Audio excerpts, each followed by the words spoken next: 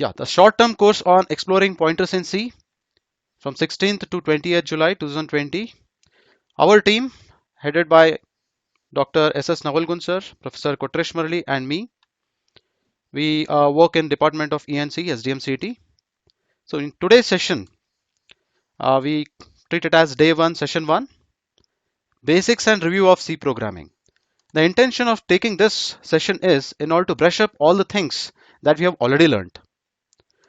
And you can contact me anytime with this mail ID, shrikantks09@gmail.com, shrikantks at sdmct.ac.in. You can post your queries after this session or after this program also. I'll be happy to help you. And also you can find my YouTube lecture series at tinyurl.com, Shrikant YouTube. These lectures will be recorded and it will be uploaded for your later, you can view the videos later also for later response. So before I start, I would like to tell you what all things I referred in order to prepare the slides and in order to study for myself. Some of the references goes like this. Let Us See by Ashwant Kanetkar, Programming with C by Brian Kernighan and Dennis Ritchie, See the complete reference by Herbert Schild, and I have referred a lot of websites, so you can also do the same thing. And I've learned lot many things by practicing, and this is an important thing. So this C program comes with a practice. The more you practice, the more you will be having a hold on it. Here are the contents I'll be focusing on: history of C, features of C, basic structure, operators, data types and typecasting, memory, loop statements, switch case statement, direct continue statement, arrays and strings, structures, unions, and enumerations. Of course, I have left certain things. Those are conditional statements, functions, and pointers. These will be taken when is the requirement, because in the sessions to come, we'll be focusing on or we'll be throwing more light on functions and pointers. So there we'll be giving some basics, and then we'll be focusing on pointers and functions and so on. Here goes the history of C. I'll be a bit fast in covering up the history and features and all because most of you have learned it, and let us spend more time on the learning of concepts and learning how to program. Okay. So in 1960, the ALGOL, which is considered to be a first computer language to use as a block structure. ALGOL has been extracted by the name called algorithm. In 1967, Martin Richards developed a language called BCPL. The abbreviation is Basic Combined Programming Language. In 1970, Ken Thompson created a language called as B, which is used to create earlier versions of Unix. And then comes famously known as father of C program, Dennis Ritchie. In 1972, he introduced a new language called C. In 1978, KNRC was launched by Kernighan and Ritchie. This is one of the famous books that is available, which even I have referred. In 1989, ANSI C standardization process has been made by American National Standard Institute Committee. In 1990, International Standard Organization Committee standardized it and they named it as ANSI ISO-C. In 1999, the standardization C99 came up, which we normally everywhere is more prevalent. And thereafter, in recent times, C11 and then C18 standardization have just introduced certain features on C99. This is about the history of C. Now comes the features of C. You can see that the C has many features like simple, portable, structured, middle level. I call it as middle level because looking at the current programming languages, C is thought to be a efficient one. So that's why rather than calling it as high level, I call it as middle level. But mainly it is called as high level language. It is a robust language. Programs written in C are efficient and fast. That's why I wanted to just now tell you. Because of wide variety of data types and powerful operators. It's highly portable related to OS. You can work it on Windows, you can work on Symbian OS, Android, and you find Linux. You find C compilers almost in all the OS. It's highly portable. Well suited for structured programming, and it has ability to extend itself. You just imagine In 1972, Dennis Ritchie introduced C. And it's been more than 50 years. It's been near to 50 years. Still we are treating C language as one of the very important language and which is considered to be very important for placements. The reason for it, the one of the main reason for it is it has an ability to extend itself. You can add the feature to the C by writing the code in C itself. So that's the ability C has. And lot of the programming tools that are available in current generation, new programming tools are again are written. The background scripting language is C itself. And you might wonder that C language comes up with only 32 keywords. Keywords are nothing but predefined words. For example, int is a keyword. Float is one more keyword. Double is a keyword. Long is a keyword. Main is a keyword. So these keywords are only 32 in C language. And if you know how to place and where to place all these keywords, you'll be a very good programmer. But you know you have lot of variations and learning in this. Let us look into it some. A very normal doubt anybody can have is what's the difference between coding and programming? We normally use these two things interchangeably. Let us now understand the difference before I go with the program.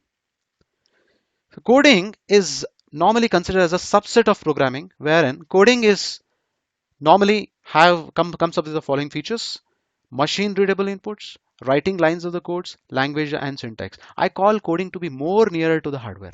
Whereas programming is a whole set, I can say, creating and developing an executable machine program, debugging and testing, translating requirements, and documentation. So this comprises a program. Now let us have a look on defining what is program. A program is a set of instructions which, when carried out by a processor for some specific input, generates a specific output. The meaning is a program is like you're instructing a computer to what should be done. You are informing the computer through some set of instructions. So what kind of the output you want. That's all is a program. And what's a programming language? Language is a programming language and the language we speak. There is very small difference there. The language that we speak, let it be English or Kannada or Hindi or Marathi, it's just a medium for interacting between a human and a human, a person to person. Whereas programming language is a medium of communication, or it's an interactive tool to communicate between a person and a machine.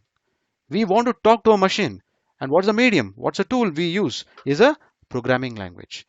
And a specific manner of writing a program is called as a programming language. We have some set of rules, like how we have a grammar in English, grammar in Kannada, as well as grammar in Hindi. We have some set of rules, we need to follow it while writing a programming language. So that defines a programming language. Some examples are Pascal, C, C++, Java, and etc. The basic structure of C goes like this. You all might be knowing it. The C program will be comprising of these many sections. What's the first section? It's a documentation section. Link section, then comes link section, definition section, global declaration, main function, and subprograms or subroutines you have if you have something. So let us just look into it in a quick phase. Documentation section, I can tell you with very simple words, it's a comment lines. Comment lines are very important.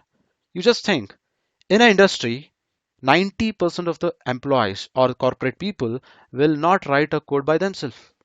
What they do is they'll be asked to modify the already written code by somebody else. And it's very hard to decode and understand already written code by somebody else.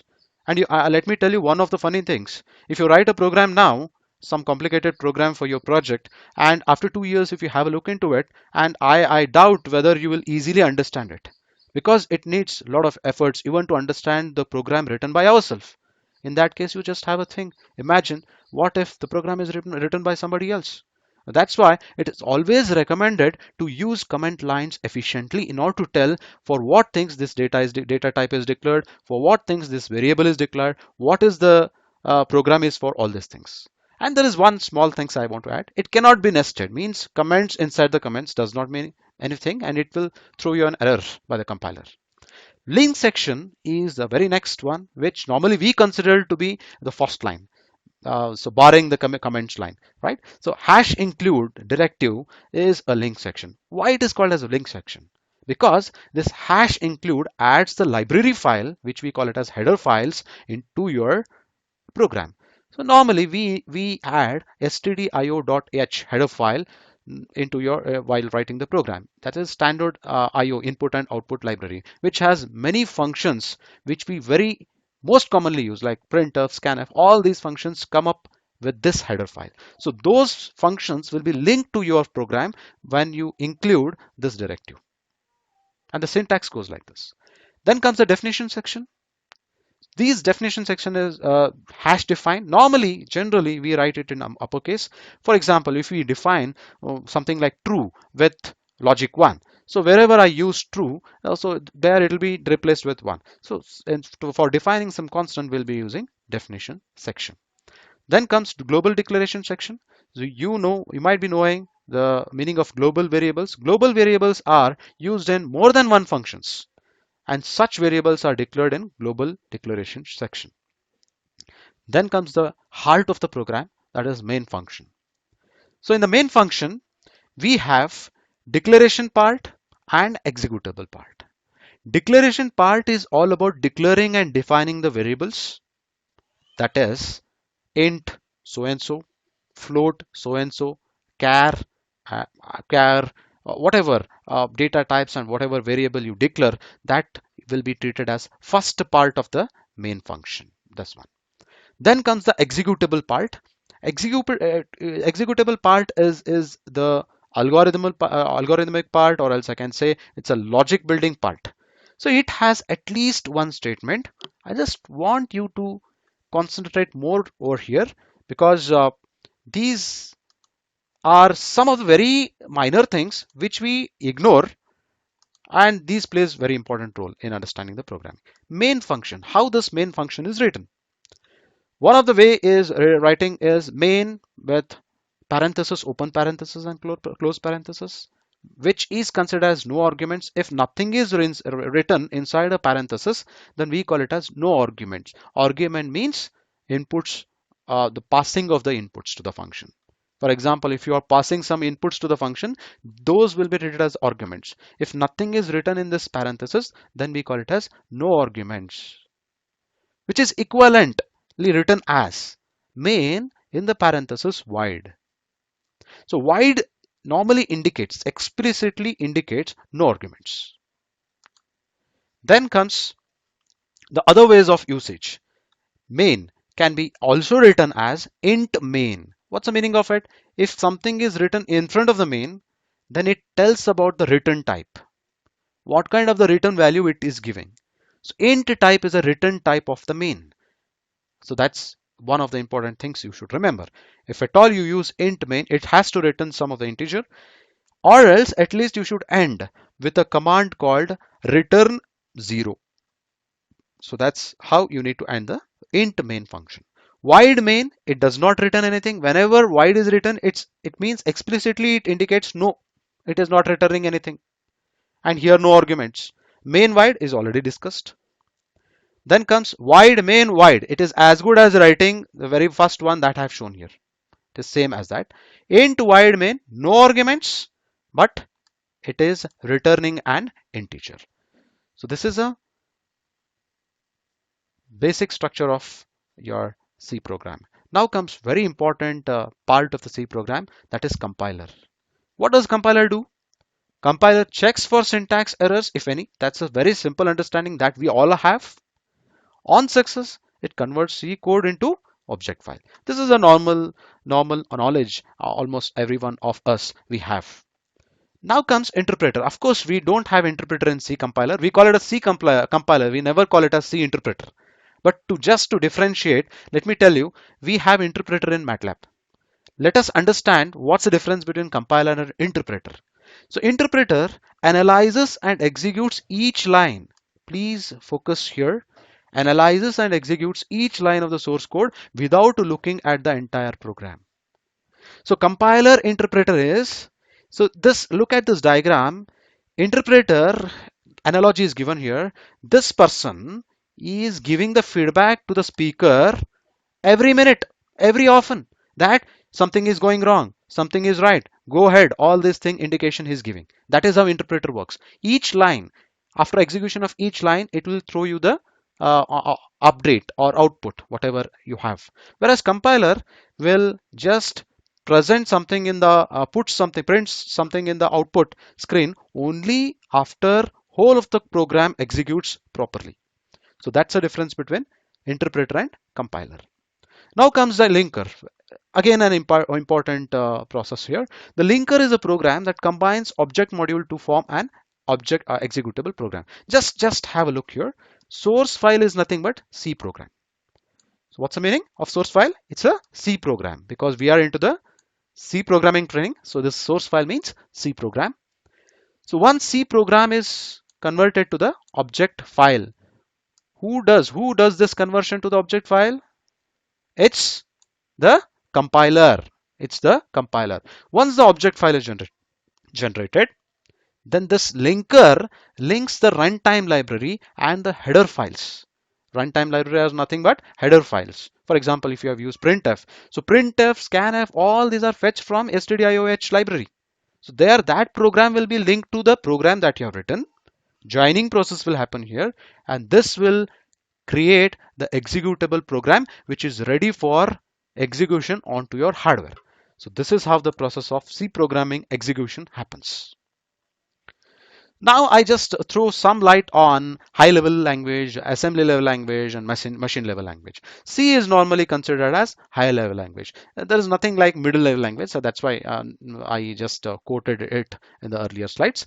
So high level language is the one which is dearer to you, dearer to human, the one which is like English like statements. For example, in C language, I can use English like statement, which is very dearer to me. I can easily write a program. But for machine, it is a difficult one to decode. That's why it is called as high level language. Whereas assembly level language, for example, 8051 microcontroller, 8085 microprocessor coding, you have used assembly level language. That comes intermediate to machine level language and high level language, where we'll be using opcodes and numerics. So here in machine level language, it is a bit level language wherein it will comprises of zeros and ones. So what's the difference then? You just have a look here. I have given an analogy. You think that he's a programmer and this person is using a low level language. He might take 1 year to code the same thing, same application, but which his code takes just 1 second to execute in a computer on a hardware. Whereas high level language, this person seems to be very happy because in just 1 month he can write the code because it's a high level language dearer to him. 1 month his work is done. But for hardware to execute this program written, it takes more time compared to the low level programming. So machine language is more efficient in terms of hardware utilization, whereas vice versa with the high level languages.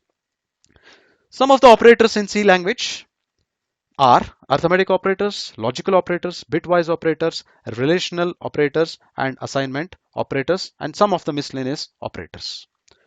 So here I have listed few of them. This list focuses on relational operator and logical operator. Double equal to means equal to operator, less than or equal to, you can read this. And these are logical operator with double ampersand, double vertical bar, and exclamatory mark, logical not. There is a small difference between logical operators and bitwise operators. Logical operators will just give you the output whether it is true or false, whereas bitwise operators, it will analyze the inputs at every bit. For example, if you have 4 bits A and 4 bits B, if you are performing AND operation, each bit it will compute the ANDed operation, whereas for logical it is not so. So here this is a bitwise operator, ampersand, vertical bar, and so on. Then comes the arithmetic operator. We have plus, minus, multiplication, division, and modulo operator. So as it is a review session, I'm going a bit fast. If at all you have certain queries, please post it, or please put it in the comment section. I'll just go through it after every 15 or 20 minutes. Assignment operators are the one wherein you have left hand side and right hand side operations. Right hand side will be updating its value onto the left hand side. This is called assignment operator. You have some special kind assignment operator like post increment and pre increment operators. Also post decrement and pre decrement operators. And also you can use this as x plus equal to y. This means assign assign x with x plus y. It's as good as writing x equal to x plus y, x equal to x minus y, x equal to x into y, thereon. This is one of the way you can write to reduce the written scripts. Note the difference between post increment and pre increment. This is one of the most important concept which the company people use in order to twist the questions. I being the one of the placement coordinator of my department, so I'll be invigilating while the students take up their placements, aptitude test as well as programming test. So I'll be going through all those things, and I have seen a lot of such questions. You just have a look. Int x is equal to y means x is been initialized with a value of y, phi, which is of integer type. Y is a integer variable. Y is been assigned with plus plus x. What's the meaning of it? What's the meaning of plus plus x? So plus plus x meaning is pre-increment of x. It's a pre-increment of x. So if I execute this code onto the compiler, so what will be my value? See here, just have a check. I'll explain the output and then explain you how it works. X is equal to 6. I should have, put a single equal to, let it be. You just think it as x equal to 6, x value is 6, y is value is 6. Just have a look now. Post increment means, pre-increment means before the assignment happens, it will increment first. X value is 5, 5 will be incremented first. So 5 becomes 6. So x value is 6, and this 6 value 6 will be updated to the y. So hence x and y carries the value 6. Now similarly we will observe the working of this program where I have just replaced this pre-increment with post increment. So what happens here? In post increment, the meaning of post means post the assignment operator. First assignment happens, that is x value is 5, 5 will be assigned to y, and then x is incremented. So that's why y value is 5 and x value is 6. So this is the difference between pre-increment and post-increment. Please remember this. And also I would suggest you not to confuse between equal to and double equal to operator. The compiler will warn suggest parenthesis. So recently, I was attending one of the webinar of conducted by Dr. S.S. Navalgund sir. He told one of the scenarios that in US, a banking system wherein the code was written and there was an error, it seems, logical error. They had used this operator, single equal to operator in place of double equal to operator, and because of which the bank lost huge dollars in billions, it seems, just for some silly mistake of this. So that's why I took it on the slide to explicitly tell you, don't confuse between these two things. So here I'm explaining you what happens if you use these two things. Just have a look. Int x equal to 5, 5 is initialized to x. If x is double equal to 6, then execute certain statements, and what will be the value of x? X value is still 5 because x is initialized as 5. Here what we are doing, we are just checking the relation. This is a relational operator. We are checking the relation of it, whether x is equal to 6 or not. If x is equal to 6, execute this, or else don't execute. It is not doing any assignment. Whereas observe here, I have just changed the double equal to single equal to, means I've changed the relational operator to assignment operator. What does here happens? Int x equal to 5, and we think that it is comparing. We think that it is conditional check, but it is not checking the conditional. It is assignment operator. 6 is assigned to x, and your value of x becomes 6 now. That's why your program does not execute according to your wish, because of this tiny mistake. Don't commit silly mistakes which even result in the loss to the company in terms of billions. That is what we have witnessed. Now let us go through the basic data types. I will just move on to it quickly. So char, short int, long int, all these are data types. Character is stored as 1 byte. 1 byte is equal to 8 bits. So you can see the range 0 to 255. It is signed minus 128 to 127. Short int is of 2 bytes. Int, same as either short or long int. So this is system dependent. I stress upon it. Int consumes how many data bytes? It is system dependent. If your system is of 32 bits, it will reserve 4 bytes. If it is of 8 bytes, it will reserve, if it is of 64-bit machine, int consumes 8 bytes. So it is system dependent. So there is no straight answer for this. So this is how the range of this int is -21474836482214748487. I spelled it with some intention because there is a question coming up in the coming slides. Please remember this. This is a range, or you can remember this also. This is a range. Okay. So now the float and double are the other data types, which again typically will be stored in 4 bytes. Double will be the double amount of the bytes that's stored for the float. And floating point precision is maintained here. So 24 bits will be assigned to mantissa and 8 bits for signed exponent. So here I have a code. So I'll be taking you to the Dev C++ compiler for execution of this code. So which throws some light on like the size of the data types. There is some operator called size of. Size of, don't consider it to be a function, it's an operator. Okay, so we are using size of operator to check the size of all the data types that we discussed just now. Just have a look. A linker, hash include stdio.h, int main. I used int, that's why I'm ending with return 0. If you have void, no need to put return 0. Have a look here. Printf, storage size for int is percentage %d. I'm displaying what? I'm displaying size of int.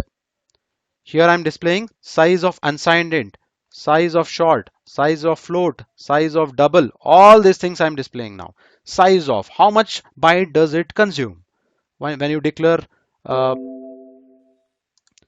a variable. Now let us go to the GCC Dev C++ GCC compiler. That is what I mean to say. So we recommend you to use this because it's a wonderful tool and user friendly also. I'll copy this code in order to save the time and I'll paste it. This is a Dev C++ compiler. Though the name is Dev C++, it even acts as a C compiler also. Go to file, go to new, click on source file. That's simple. This editor window opens. I just copied on my code here. This is a code which I have copied. Now I execute this. You can save it and then execute. So to execute it, we have execute or compile, I can say. The most preferred word here is compile. So you can compile here, you can run here, or you have an icon which compiles and runs together. Okay, so I'm compiling it, and compile, wait for a minute. If there are any errors, it will be displayed in the compile log or console window. So it's taking time because my computer is running up with a lot of parallel apps, Google Meet, Recorder, and so on, PPTs as well as compiler. Just have a look here. Storage size of int is 4 bytes. Storage size for unsigned int is also 4 bytes. Storage size for short is 2. Storage size for int is again 4. I think I repeated it. For char it is 1, for float it is 4, for double it is 8, and for long double it is 16. Please remember this. And always when question is asked what is the storage size for an int, your answer should be system dependent because this is dependent on my system. It might vary in the older computers and it might even vary with the newer computers. Okay, so this is the output with Dev C++. I'll again switch back to the PPT. Before that, I'll just check if you have any queries. If you have any put any queries, I can see pre-increment. Yes, I thank Sidlingesh Navalgund sir for responding to the queries of students in the chat box. You are reducing my work, sir. Thank you. I'll just go back to the PPTs.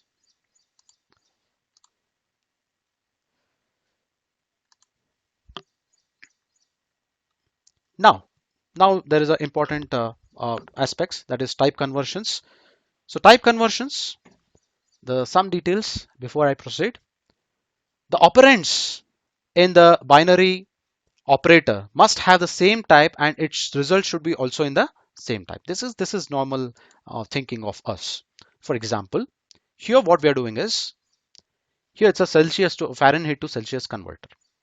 9 is an integer, 5 is an integer, right? When you operate, when you divide it, we call it as integer division. When you perform integer division, what do you expect the type of the output? Of course, it should be an integer, right? So the operands of the division are both int and hence the result also would be int. Now, let me make small change. For correct results, one may read, because this results in 9 by 5. What does it results? It results in 9 by 5 results in, you can post your answers in, uh, the chat box. Yes, I don't wait much because I don't have much time. The answer might be 4.5 of few people, or it might be 4. So the correct answer is 4 because it is integer division. It does not support floating point. 4.5 is not supported by integer division. So you can see here, I just correct the results, I made small modifications. What I did is I extended 9 with 9.0, 5.0. The meaning is this is a float type. When you divide it, definitely you will get the correct answer. That is, the answer will be 4.5 and further operations will be carried out. In case of the two operands of binary operator are different but compatible, then they are converted to the same type by the compiler. For example, if you have just written 9.0 divided by 5, this will be converted to the float type itself. Compatible if it is compatible. Okay, you don't put a char there. Okay, so the mechanism, this mechanism of auto conversion of the type is called as automatic typecasting or else implicit typecasting. That's the meaning. I have a slide to explain you here. Implicit typecasting works like this. So normally you can typecast implicitly from top to bottom, and there is some explicit typecasting conversion is also possible, and let us view it how to do with an example. So learning with an example is always the best way of learning, and I would suggest you to do the same thing with all rest of the subjects. Type conversions, character and short operands are converted to int. That's the meaning. The hierarchy goes like this. Lower data types are converted to the higher data types, and results is of higher data types. Remember this. The conversion between unsigned and signed types are does not yield intuitive results. That's why it is not recommended to do so. And one of the example, let me take. I want you people to just come up with the answer. Float F, double D, long L. All these are declarations. Int I as well as short S. All these are declaration. Now I am performing a arithmetic operation here. Addition and division operation. D plus F. It is double plus float. This results in what kind of the results? I want you people to type, give the answer in the comment box. Just have a check in the comment box.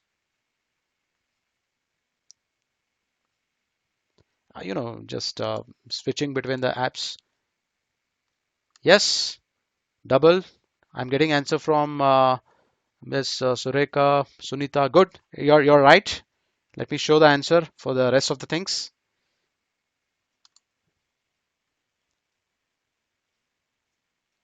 Yes, F will be converted to double. Your answer is perfectly right. And in the next case, yes will be converted to int. And what about the last one? The people who are like showing some reluctance to post an answer. I would like to see a chat coming up. Please involve in the discussion. So int I and long L. So the I is converted to long and long result. It will result in long result. So this is what is the answer. Now explicit typecasting. So what is the meaning of explicit typecasting?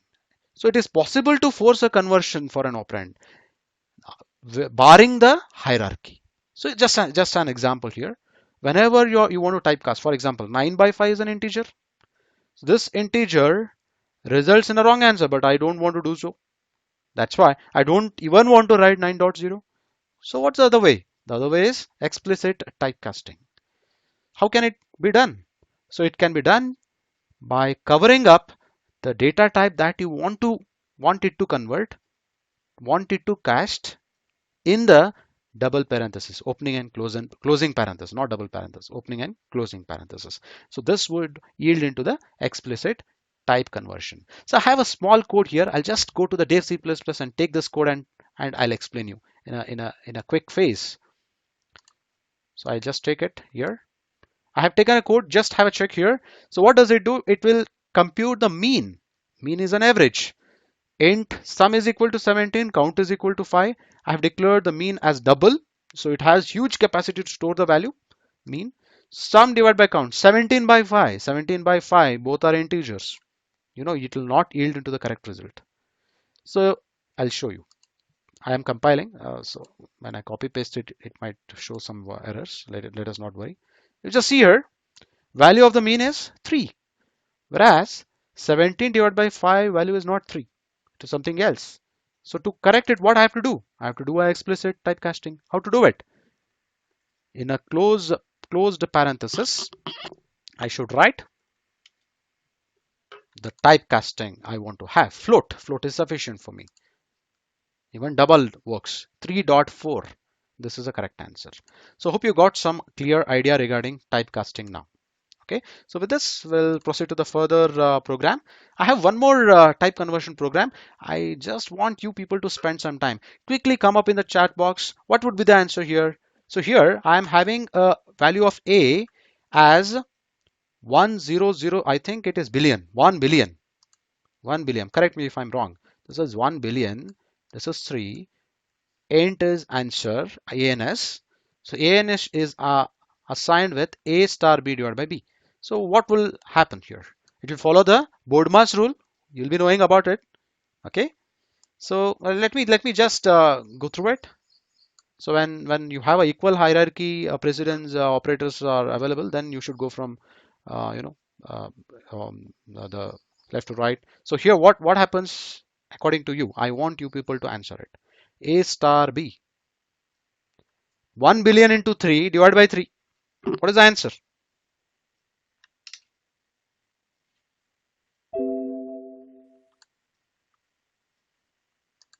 What is the answer?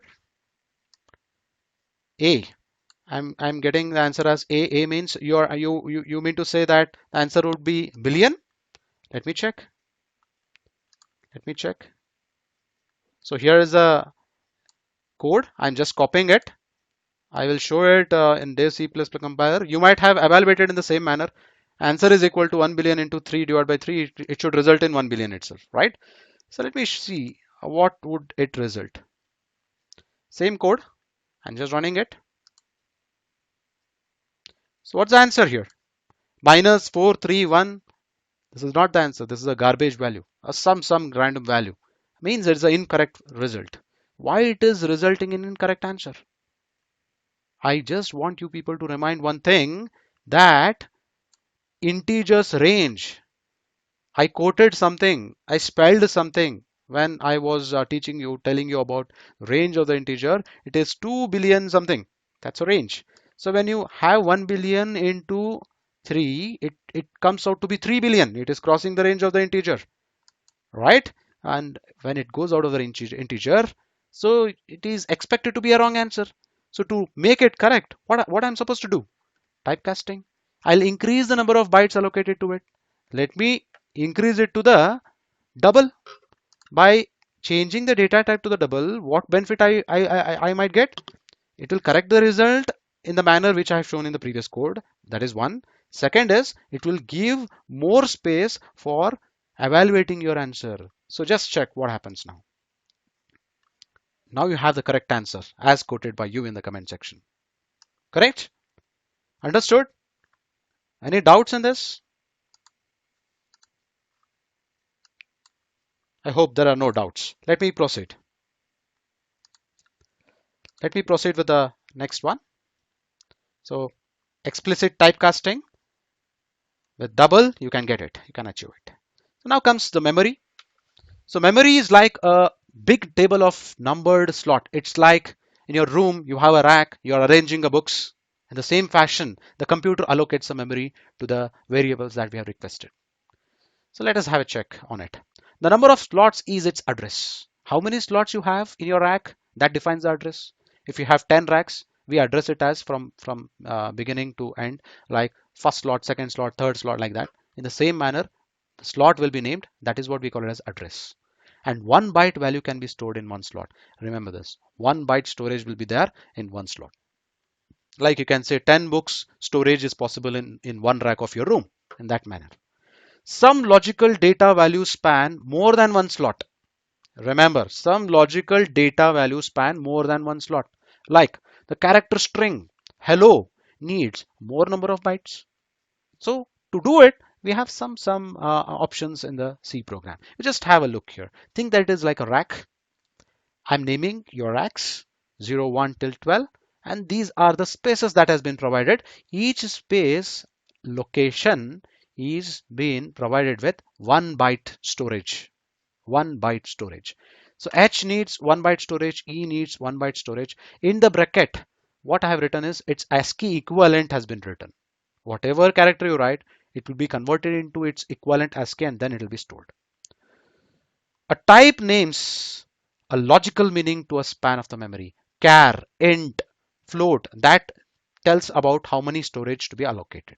For example, character byte will be allocated with one slot, and char into the big bracket, square brackets 10. The meaning is I want 10 times the character location.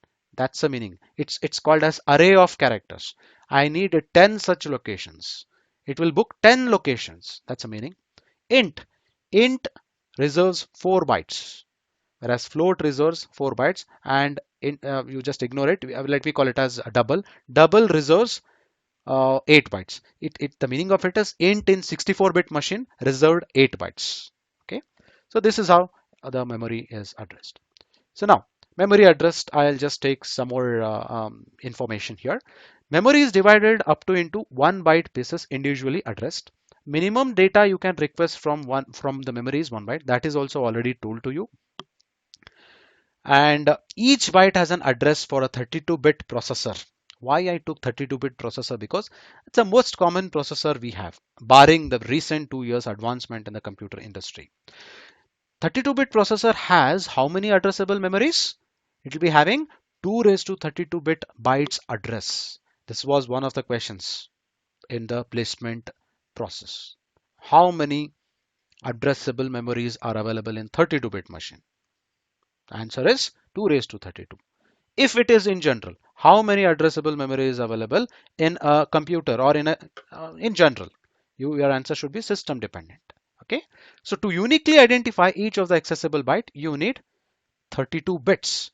So I have 32 bits to address, to locate the each location. For example, in your home you have 10 locations, 10 racks, 10 racks.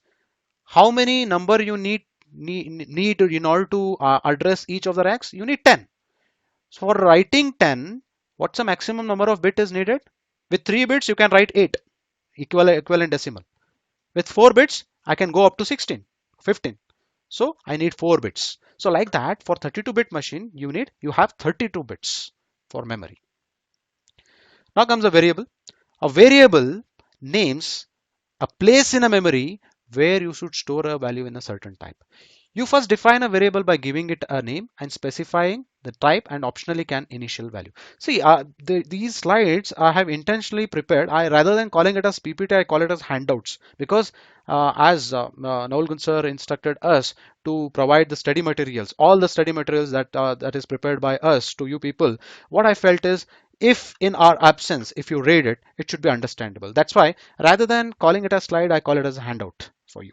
Okay, you can easily understand these things once you undergo this training. So here, declare versus define. Declare means int x is a declaration. Define means I'll just take this example. Char x, it's a character type. X is declared. Char y is assigned with some initial value. This is called defined. Y has been defined. You just have a check here. Type is single character. Y is name, X is name of a variable. E closed and closed in single quotes is initial value, and this initial value of X is undefined. That's the meaning. You can see here X has been assigned with 1 byte and value is not been defined. Y has been also assigned with 1 byte because it's a character type, but it's initially it's defined as E. Equivalent ASCII is 101. External static constant. Let me don't worry much about it. The compiler puts them somewhere in memory. So multi-byte variable. What if I have a multi-byte variable? Most architectures store data on word boundaries. Word is double the byte. Okay, double the byte we call it as word, or even multiples of size of primitive data types int. For example, in my machine, int consumes 4 bytes. Okay, so memory allocation will happens with the numbers that are divisible by 4. That are divisible by 4. For example, you just have a check. Char x is assigned with how many bytes? 1 byte. Char y is assigned with 1 byte. Int is assigned with 4 bytes. But in your memory allocation, this 2 bytes is left open. It is left unoccupied. This means padding, memory padding. Why? Because I said most architectures, computer architectures, let it be Intel or AMD, store data on word boundaries or even multiples of size of primitive integer data types, that is integer of 4 bytes. For example, character, it will reserve 1 byte, and when you suddenly declare a something else, some other data type like int or float, it will leave 2 spaces because in total it should up till 4 locations, it will accept only char but not anything else. So that's why these two are left open. That is called padding. And thereafter z integer byte will be allocated, 4 bytes will be allocated, and this is a value. Okay, so ox means the constant is written in hex. That's the meaning. As int consumes 4 bytes, that's why I have declared it here. Int consumes 4 bytes. So one more important fundamental things, there's something called big endian format and little endian format in memories. For example, here uh, big endian is an order in which the big end, most significant value in the sequence, is stored first at the lowest storage address. For example, look at this. This is a memory address. This is a memory address, and this is a content. This is a lowest storage address.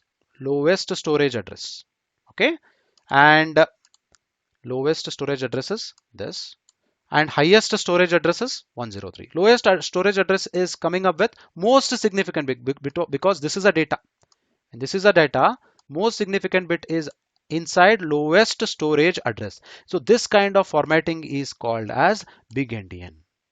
This is big endian method. Little endian is exactly opposite. Least significant byte stored in lowest address. This is a lowest address. And what is stored here? Least significant byte. 67 is least significant byte. Okay. So this is how the processors architecture differ. For example, your Intel and AMD processors differ in their architecture. Okay. So Intel follows the big endian and AMD follows little endian and so on. Now comes the uh, program. We were just getting into more of the program. So I'm just taking now the for loop statement. So I am taking just the important things to brush up your already learned things. Okay. So here with for loop, how can I generate a infinite loops? It's by these two ways. Just have a check here. For in the parenthesis, I don't have initialization or declaration. I don't have condition. I have not mentioned any post or pre-increment. Just a semicolon and ending with semicolon. So this will generate a infinite loop, or without semicolon also it will generate a infinite loop. Let me take one program which calculates the sum of first n natural numbers. What I've done here, include. I have initialized number num count sum equal to 0. I enter, I'm taking an input from the user. So printf enter a positive integer means it will ask you to feed the number. Scanf, whatever you have fed from your keyboard, it will be scanned and will be stored, assigned to num. For loop terminates when n is less than count. That's the meaning. That's how I set this for loop. You just have a check. So this is count equal to 1 initialization. This is the condition, count until it is less than or equal to num. Think that you have entered 5. Until it is less than 5, it'll just execute and increment it. Sum plus equal to count means sum is equal to sum plus count. This is what is happening here. Let me just take this code on to your compiler. I'll just quickly show it. I'll take into the dev C++. I'll execute it. So once I execute, it'll ask enter a positive integer. Let me take 5. Sum is equal to 15. Why I have got sum is equal to 15? Because when count is when num is 5, so count is starting from 1. 1 is less than or equal to num. Sum is initialized as 0. Sum is equal to 0 plus count. 0 plus 1. 1 will be assigned to sum. In the next execution of for, so count would have become 2. Sum is equal to 1. 1 is a previous value. 1 plus 2 is equal to 3. Like that, 3 plus 3, 6. 6 plus 4, 10. Like that it continues. So this is how it executes. So now we'll go to the next slide. I'll just show you one for loop as a continuity.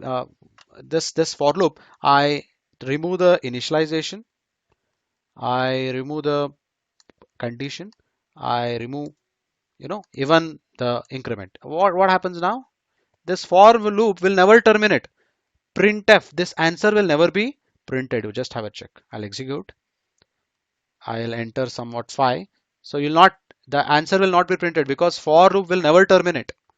So it is entering infinite loop. Okay. So this is how the infinite loop can be generated.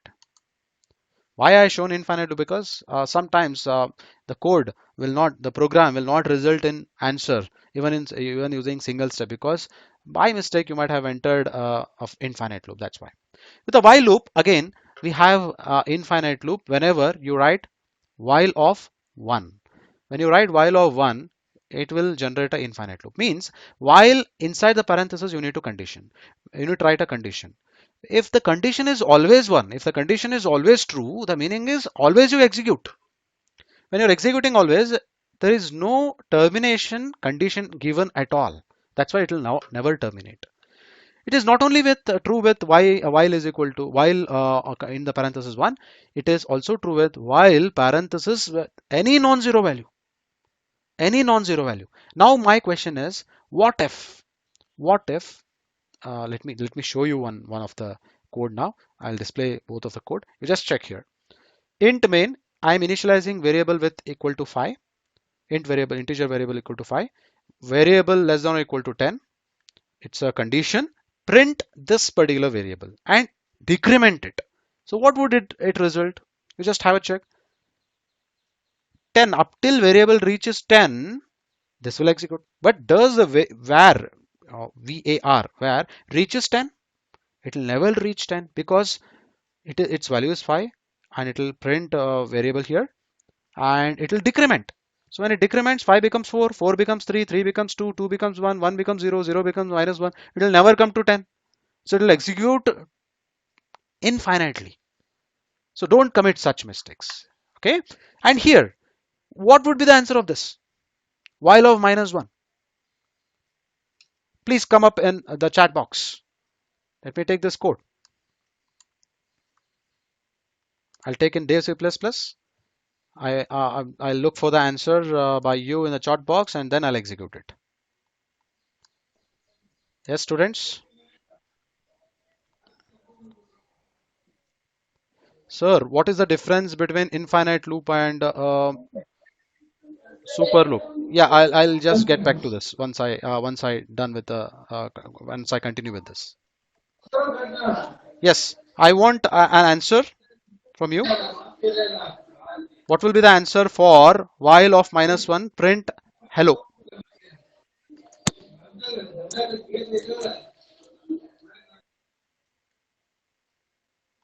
It prints 128 is one answer. Range is it prints infinite hello world as there is no condition. Let me check. Let me check with the Dev C++ compiler. Yes, your answer is absolutely correct. It is printing hello indefinitely or infinitely. That's a correct answer. Okay. Now,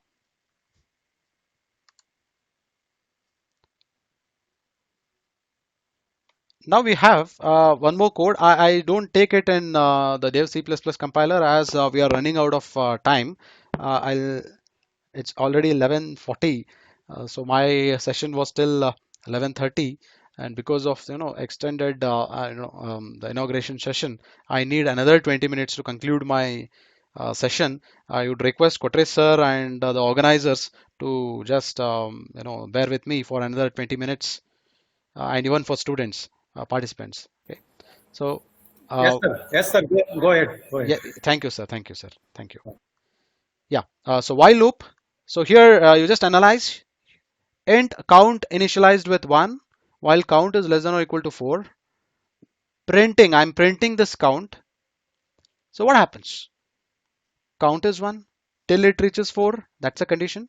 It should print and count you're incrementing. 1 becomes 2, 2 becomes 3, 3 becomes 4. All the time it prints. And after 4, it increments, it becomes 5. When count is, condition is checked, 5 less than or equal to 4, it fails. The false condition will take you out of the loop and it'll stop. And your output displayed is 1, 2, 3, and 4. This is a simple code. Just a recap, nothing else. My intention is to just brush up all the things that you have studied already. And this is a factorial of a number. I want you people to take it as a a task by the end of today's session 1 and session 2, and I want you people to execute the factorial generation factorial of a number program and execute it in your compiler, either in your cell phone or into your computer. So what here I have done is all these things you already know. Enter an integer. I want to enter an integer for what factorial you want. I am scanning it in a number. Initializing with factorial variable with 1. I am defining it as long, or else you can define it as double, because factorial number I am expecting it to be a big number. I want it to be stored in a more number. I want to allocate more number of bytes. Hence, I am declaring it as long rather than int. Okay. So while number is greater than 0, so for factorial computation, your number should be always greater than 0. Okay. That's a rule. You know it already. Basic mathematics. So factorial is equal to factorial into number 1. So factorial value is 1. 1 into number. For example, your number entered is 5. 1 into 5 will result in 5. That 5 will be stored in factorial. And again it will execute because it decrements. So it will decrement again, it will execute. So now the value is 2. Number is 4, because it is decrementing from 5. The value is 4. So 4 into 5 becomes 20. Then again it decrements to 3. 20 into 3 becomes 60. Like that it continues, and it will evaluate the factorial of 5. I want you people to test it in the compiler. If any queries, you can just ask it in the further sessions, as well as we have mentioned you the mail IDs. You are free to approach us even in the WhatsApp group.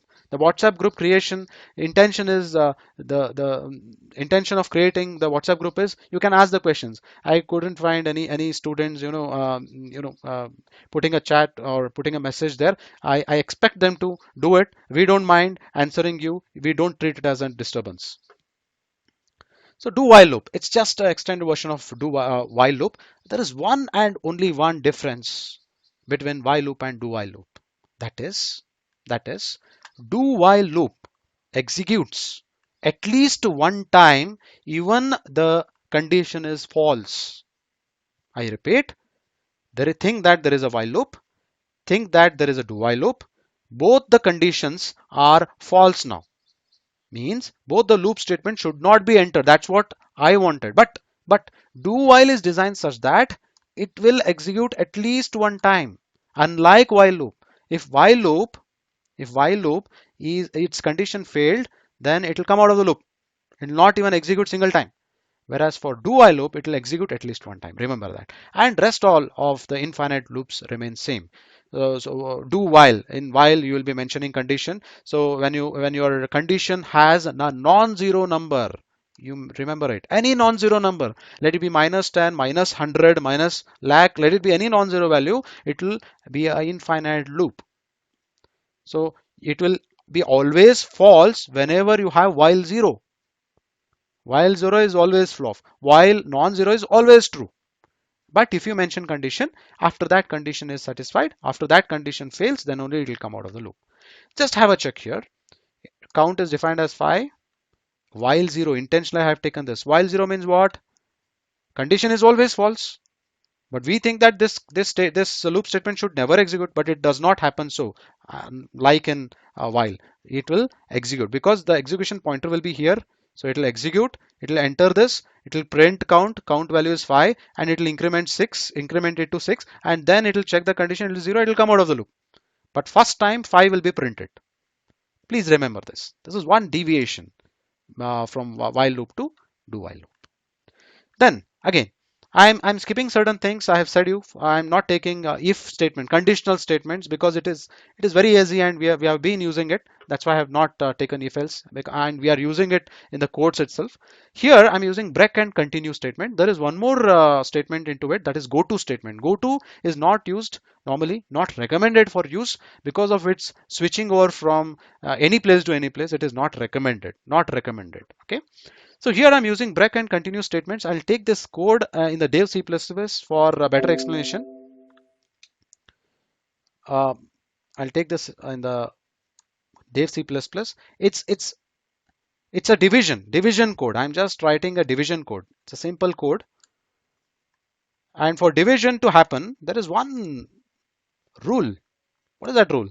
Your denominator should never be what? Your denominator should never be 0. That's the rule that we are following. Enter the dividend, scan it. Enter the divisor, scan it. If divisor is equal to 0, if denominator is equal to 0, then what should happen? It's an illegal divisor. You cannot have 0 in the denominator because it will result in NaN, not a number. So make sure you're not having a denominator to be 0. And after printf, after this, I am breaking. What does it do? And what if I replace this with continue? That is what we want to test it now. Okay. Now, the rest of the code is simple. Printf, quotient is dividend divided with divisor. Remainder is dividend modulo with divisor. Simple thing. Do another. If you click Y character will be scanned, and I'm using a do while loop. Here is a do. Here's a while. I'm checking the condition. At least one time it will execute even if it is false. But now after it executes first time, it will check for the condition. If character is not equal to n, if you have not said n, then only it will execute again. Let me check it. I'm using break statement here. Please concentrate to this particular point, break statement. My intention of showing this code is to explore the working of break. Enter dividend 5. Enter divisor 2. Answer is quotient is 2, remainder is 1. I want to take one more y. Now I enter dividend y. Now divisor I'll enter it to be 0. If it is 0, it should break. If breaked, what happens? After it displays illegal divisor, it will come out of the loop. It will directly come out of the loop. But what happens with the continue? Let me replace with continue. I'll change it to continue. So when I change it to continue, I'll run it. Now let me check with the same values. Let us see what happens. Divisor, I'll give it as 5. Dividend, I'll give it as 5. Divisor, I'll give it as 0. So illegal divisor, but it is asking again enter dividend, which was not happening with the break statement. Did you observe the difference? The difference is the continue statement take the execution pointer to the start of the loop statement, whereas break will take the execution point to the end of the loop statement. That's the difference. Hope you got it.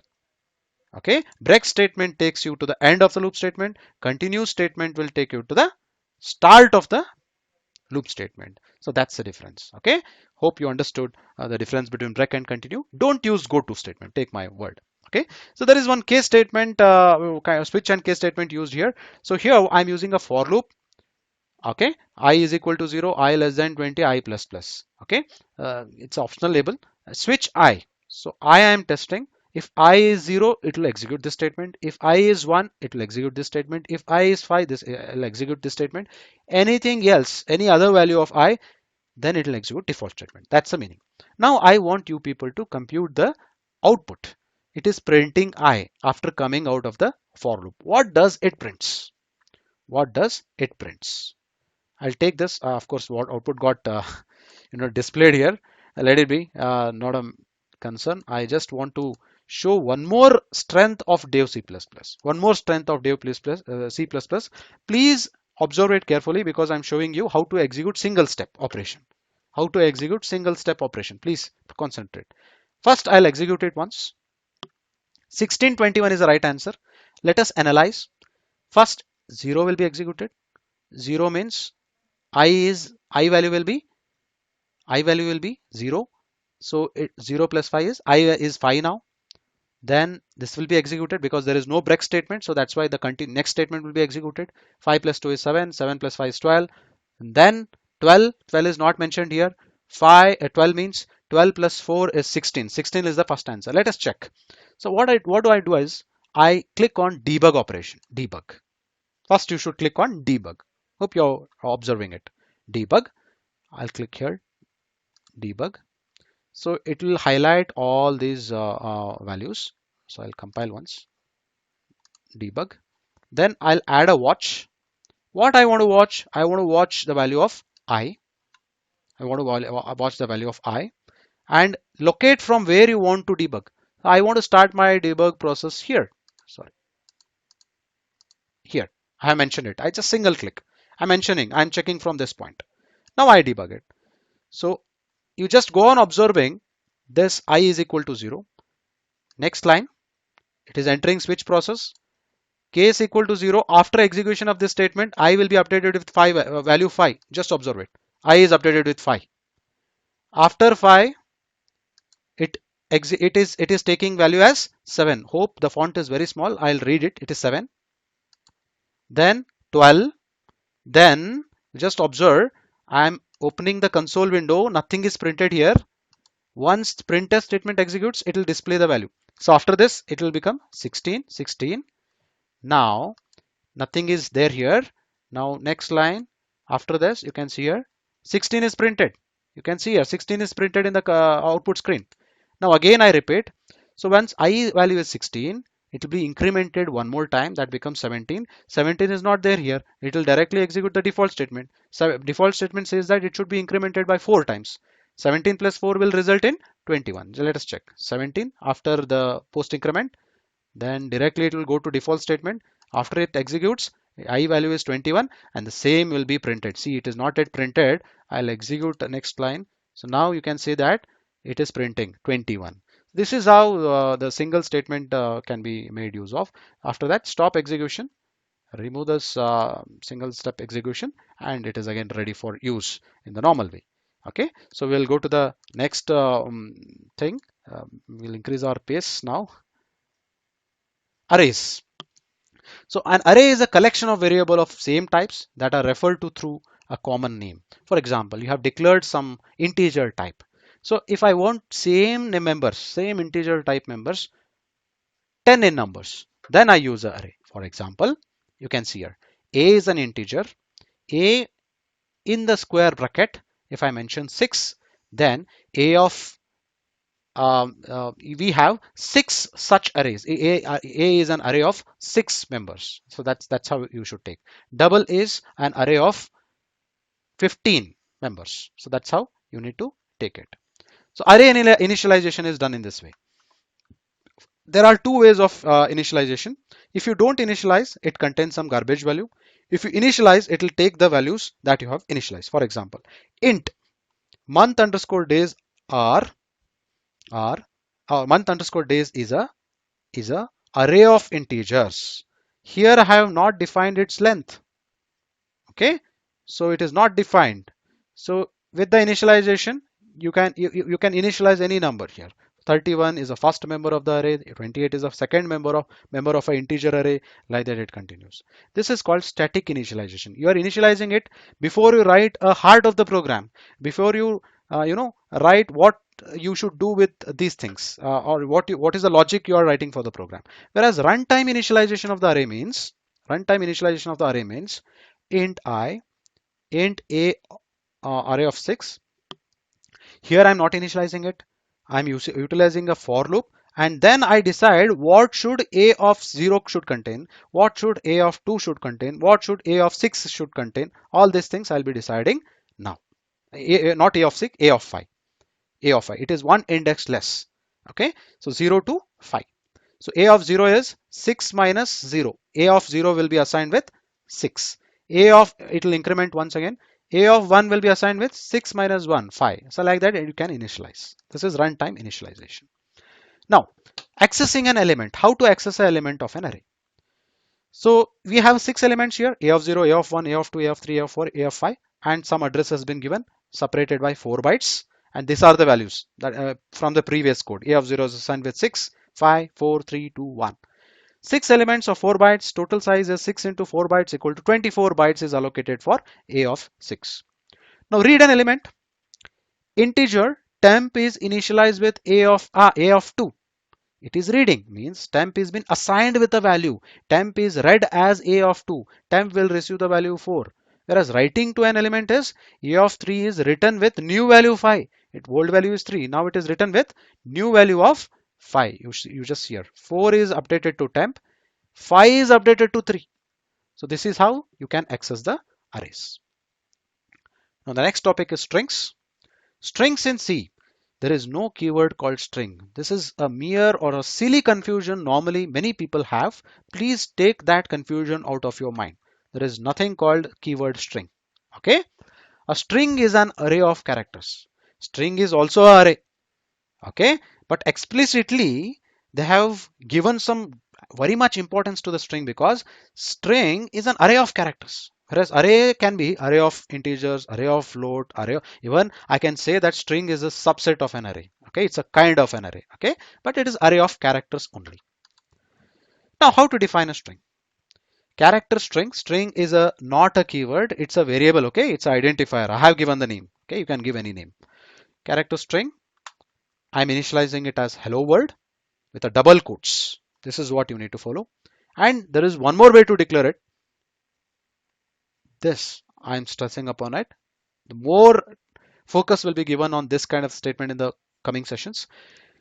String is a pointer to a character, or it's a character pointer. It points to the first address location of the string. So your pointer will be pointing to the H. So more of this will be discussed in the next session. I don't want to confuse you right now. Okay, a C string of the character with addresses looks like this. See, how many addresses are needed? 1, 2, 3, 4, 5, 6, 7, 8, 9, 10, 11. So 11 addresses. Hello, space is also a character. Remember, word, and it's a null character. Always strings end with a null character. You don't write anything, it's treated as null character. Okay, strings always end with null character. Okay, significance of null character, let us just look into it. Compiler has to know where the strings is ending. That's why it understands that string is ended only when it observes the null character. Even space is not considered as null character. Space is a character. It has been assigned with some ASCII character. I'll show you ASCII equivalent of all the characters in the very next slide. Okay, so backslash 0 denotes the end of the string. Some more characters, it's not null character, but some more characters are like, for new line we call it as backslash n, for horizontal tab backslash t, vertical tab, and single inverted commas, inverted commas a, ASCII equivalent 41, ASCII equivalent is 61, like that goes on. Its ASCII equivalent is 00. Okay, so now I have a small exercise, very interesting exercise. I want to print ASCII value using C program. Means what's the character A means, what's its equivalent character, ASCII character. A very simple program, very simple program. You just have a integer I, for loop 255, because I have 255 ASCII characters starting from 0. Go on incrementing it. What I'm doing is, for this I, see, for the same I, two times I am having. For one time I'm displaying it as a percentage C for character, equivalent character. Other time I'm displaying it as integer. Now let us check all the characters that are present and its ASCII equivalent in your C compiler. I'm executing it. It'll give a very interesting things. No need to refer the backside of the famous books and all, where they'll give the ASCII equivalent of all those things. You just here. I'll read few. I'll read few. ASCII value of character, this is space is 0. ASCII value of character, smiley is 1. Lot of things are there. A capital A is 65, capital Z is 90, open square bracket is 91, and you can just have a look. All these things. Okay, so this is how you can check the ASCII equivalent of the characters. One of the important exercises, I recommend you to do this also after the sessions, today's sessions. Okay, now we'll quickly go on to the next one. Next one being structures. Structures, structures with pointers will be covered later. So just have a look here. Structures have the format like this. Struct is a keyword followed by tag, any name you wish, member list, and variable list. Structures are somewhat called as user defined data types. For example, if I want to have the details of the classroom. So classroom details means USN, your USN, your student's name, and student marks. For storing USN, I need a character type string. To save the name, I need a character. To store the marks, I need an integer type. This is like combination of it forms a heterogeneous data type. For that, I use a structure. Okay, so here I don't deal much. These are the variations. You can omit tag. Tag means you might ignore giving the name to the struct. That is also accepted. And you can omit variables. Variable means you have not defined a variable of struct, like variable of integer. You will be having variable of structure. Even that is can be omitted. I'll take an example. That's why I'm going fast here. You can even omit members because it is copying. You can see struct. Yes, struct s is defined here. There was no variable. Now z acts as a variable of this struct. Okay, and type def struct is this create a sample type name yes, and it's a more convenient than struct s. No need to write struct s. If you just write yes and followed by whatever variable you declare, it will treat it as a data type yes. Okay, no need to write struct and all. Omit both tag and variable. These are the variations. Now I just take an example so that things will be clear. Rather than students details, I'm taking an employee details here. Employee detail means it will be having ID. ID for ID, treating it to be only numbers. Integer data type. Character for name. Let us assume that name is of only five characters. Float is a salary. Like for writing 3.5 lakhs for floating point, we have written it. How to write a structure of it? Struct employee is a tag. Open flower brace, close flower brace, semicolon. Here I'm writing the heterogeneous things. Data type int, data type character, data type float. Then I'm not writing variable here. That's an optional thing. You can write the variable emp of 2 here itself, or else you can go to the next line, write struct employee. Struct employee is this one, and then define a variable emp of 2. It's a variable array of structure, means there are two kinds of structure, two structures here. One is emp0, one more is emp1. emp0 consists of what? emp0 is employee details of number 1. Think that there are two employees named Shrikant and Kotresh. Okay, so Shrikant details will be entered in employee of 0, and Kotresh sir details will be entered in employee of 1. So this has ID, this has a name. Of course Shrikant is not sufficient, let us call it a Shri. Okay, and salary. I don't want to disclose my salary. Okay, let it be confidential. And then Same thing with quotracer, second person. Okay. So here, let us just analyze the size of the employee, size of this EMP. Okay, size of this struct is 4 bytes for integer, 5 bytes for character, and 4 bytes for float. 13 bytes it consumes whenever you declare a variable it. And here it is a variable of 2. 2 employees are there. That's why it will define or it will allocate 13 into 226 bytes. And one thing, please remember, memory padding is ignored for simplicity. I'll show it here. Let me show it in the program itself. I'll take the program. I'll explain it. Structure program I'm taking to explain the memory allocated with the structures. So here what I'm doing is I'm declaring a size integer type struct student details. I'm taking student details. Size equal to size of yes.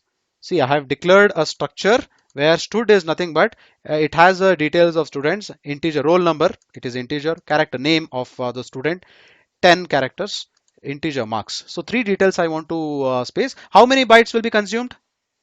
At the prima facie, it looks like integer will be having 4 bytes, character is 1 byte into 10, 10 into 1 is 10, 10 plus 4 is 14, 14 plus again 4, 18 bytes should be allocated. But here, how many bytes will be allocated? Let us check. Here I'm taking all the cases. Size of a structure. According to us, it should be 18 byte. Let us see. And then size of yes dot roll. Yes dot roll is to access the roll number of a particular student. We will be writing like this. Size of s dot roll. What is the byte allocation for integer? What is the byte allocation for s dot name? That is character string name. What is the byte allocated for this one? Then address. This address more detail will be explained in the very next session by Kotris sir. So I'll execute it. You can see here size of a structure is 20, but we analyzed it to be 18. Where we went wrong? We went wrong here. You just check. I said that processor, the architecture, most of the architectures in the processor allocate the memory with a number divisible by 4.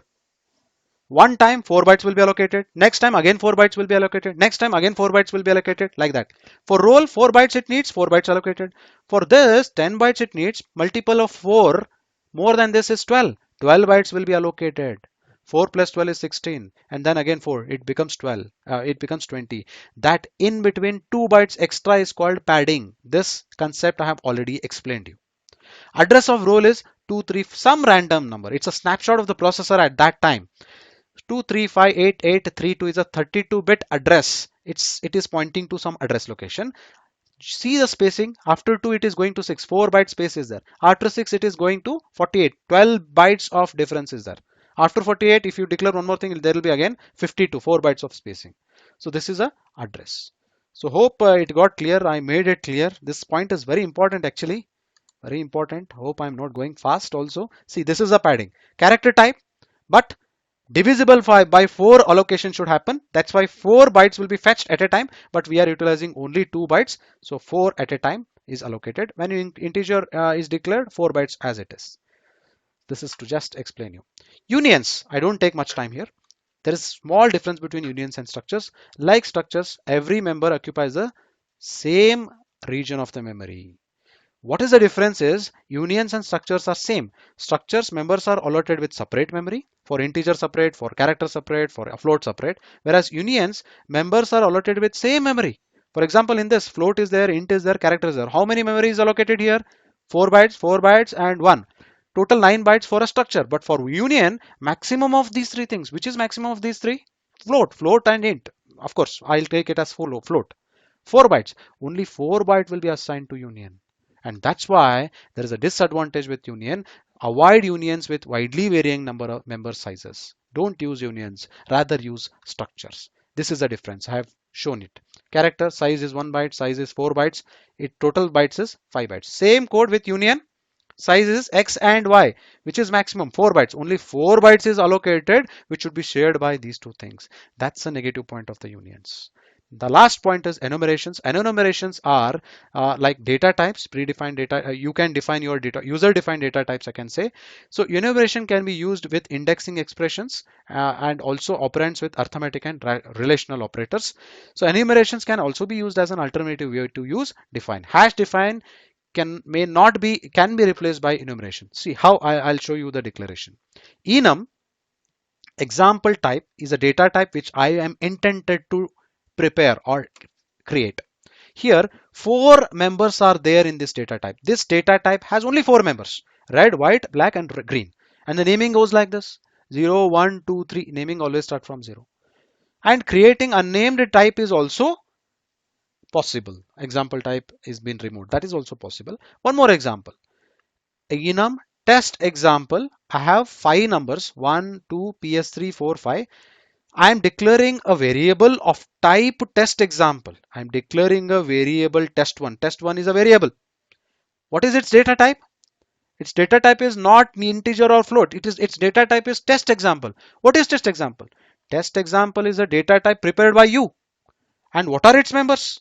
Its members are 1, 2, PS3, 4, 5. Like integer members are 0, 1, 2, 3, 4, 5, 6, minus 1, minus 2. Those are the members. But this test examples members are 1, 2, PS3, 4, 5. These are the only 5 members. I'm initializing this variable of this type with a PS3. That's the meaning of enumerations.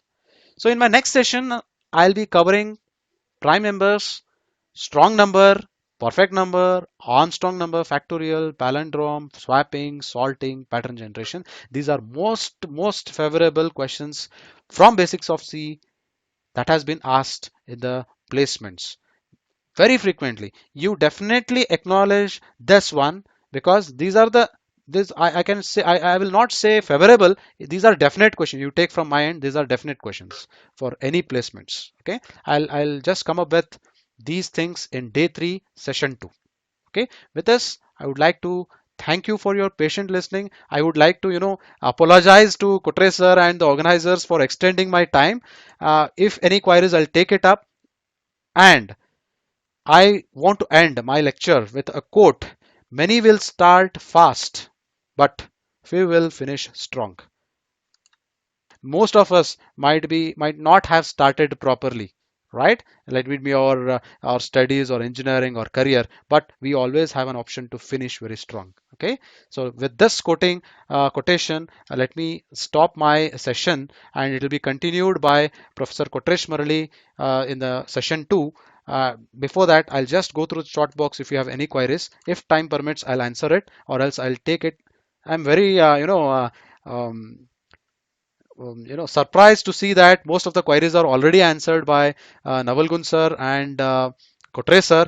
I would like to extend my thanks to even to them. And students, if you have any doubts after this course, after this session, we have mentioned, I have given you the mail IDs. Please post your questions to that mail ID, or else you can post your questions to the WhatsApp group that has been created. So okay,